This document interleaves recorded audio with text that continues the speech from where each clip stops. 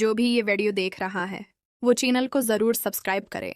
ये ऐलान जहन में गूंजता रहा और मैं माजी की बातों मैं खो गया, जहां मैंने जोलियान को बातों बातों में छेड़ना शुरू किया तो वो भी हंसते हुए जवाब देने लगी। यूं महसूस हुआ जैसे जिंदगी ने मुझे वो सब कुछ दे दिया हो जिसका मैंने कभी ख्वाब देखा था। सादगी, खुशी और वो वक्ती कामयाबी जिसे मैं अपना तजुर्बा समझ बैठा था। कुछ देर हम यूं ही बैठे रहे और फिर थकन के बाद घर वापस आकर मैं गहरी नींद सो गया, जबकि हमा और सुहा कमरे में कोई ड्रामा देखती रहीं। हमा ने आवाज़ दी तो मैंने हंसते हुए जवाब दिया। उसने थकन का जिक्र किया और मदद की पेशकश की, मगर मैंने शुक्रिया कहकर बात टाल दी। अगले दिन मुराद भाई के वलीमे की तैयारी थी और पूरा घर मसरूफ था। खेतों से फारिग होकर जब मैं बाहर आया तो जास्मीन ने हचकचाते हुए एक अजीब सा किस्सा सुनाया कि रात को किसी ने सब्जी तोड़ने की कोशिश की। अंधेरे और खामोशी में खौफ भी शामिल था, मगर जब हकीकत खुली तो वो महज गलत फहमी निकली। बातों बातों में एक पुराना दोस्त गलरीज और एक अनजान सी लड़की का जिक्र आया, जिसने मुझे सोच में डाल दिया कि रिश्ते, तबके और ख्वाहिशात किस तरह इंसान को उलझा देती हैं। जासमीन करीब खड़ी बातें करती रही और मैं उसकी मासूम मंतक सुनकर मुस्कुरा दिया। उसने मेरे बारे में राय दी कि शायद मुझे किसी अपने जैसी हमसफर की ज़रूरत है। मैंने हंसते हुए बात बदल दी, मगर इस लम्हे की झुझक और खामोशी बहुत कुछ कह गई। वापसी पर घर में अजब सी घमागमी थी। आयमा सहन में बैठी तेल लगा रही थी। रोबीना खामोशी से पास बैठी थी और सारा किचन में मसरूफ थी। आयमा ने मुझसे मोबाइल का मसला बताया तो मैंने देखते हुए एक लम्हे को नजरें चरा लें, क्योंकि माहौल में एक अनजानी सी कशिश महसूस हो रही थी। आयमा ने मुस्कुराकर टूका तो मैं चौंक गया। बातों बातों में तैयारी का जिक्र आया और हंसी मजाक चल पड़ा। सीढ़ियां चढ़ते हुए वही पुराना बचपन का अंदाज लौट आया। हल्की फल्की नोक झोंक, कहकाए और बेसाख्ता खुशी, मगर अब हम दोनों समझदार हो चुके थे, इसलिए हदों का एहसास भी था। कमरे में चंद लम्हों की खामोशी छा गई, जहां सिर्फ यादें और अधूरी बातें मौजूद थीं। आयमा ने बात को संभालते हुए हंसी। मैं बदल दिया और मैंने भी संजीदगी इख्तियार कर ली, क्योंकि कुछ तजुर्बात अधूरे ही अच्छे होते हैं। वो इंसान को सोचने पर मजबूर कर देते हैं, ख्वाहिश और हकीकत के बीच का फ़र्क समझा देते हैं।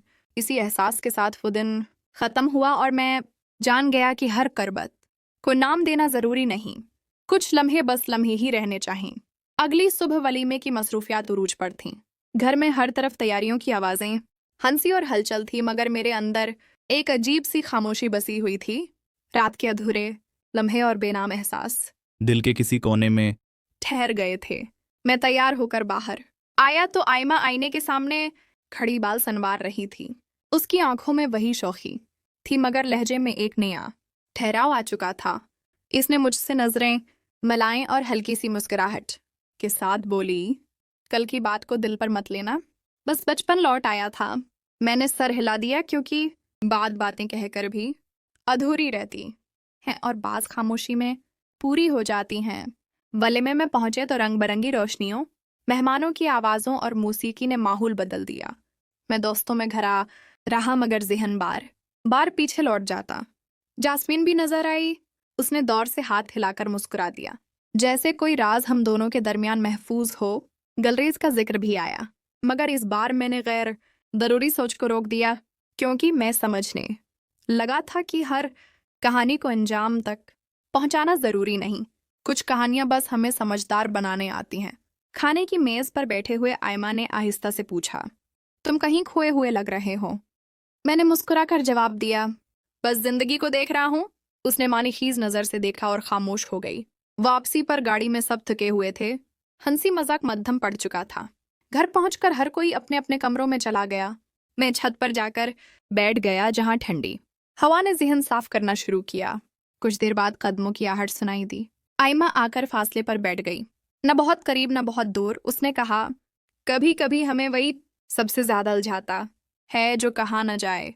मैंने आसमान की तरफ देखते हुए जवाब दिया, और वही हमें बड़ा भी कर देता है। हम दोनों हंस दिए। इस हंसी में कोई शरारत नहीं थी, बस एक समझ थी। उसने बताया कि जिंदगी में फैसले जज्बात से नहीं, जिम्मेदारी से करने चाहिए। मैंने दिल ही दिल में मान लिया कि शायद यही सच है। रात गहरी होने लगी तो वो उठकर जाने लगी। जाते जाते बोली, कल से सब मामूल पर होगा। मैंने कहा, हाँ, मगर ये मामूल हमें कुछ सिखा गया है। वो मुस्कुराकर चली गई। मैं देर तक छत पर बैठा रहा, सोचता रहा कि तजुर्बा सिर्फ क़ुर्बत से नहीं, दब्त से भी हासिल होता है। और बाज़ अधूरे लम्हे हमें टूटने नहीं बल्कि संभलने का हुनर सिखाते हैं। इसी एहसास के साथ मैं नीचे आया, कमरे की लाइट बंद की और पहली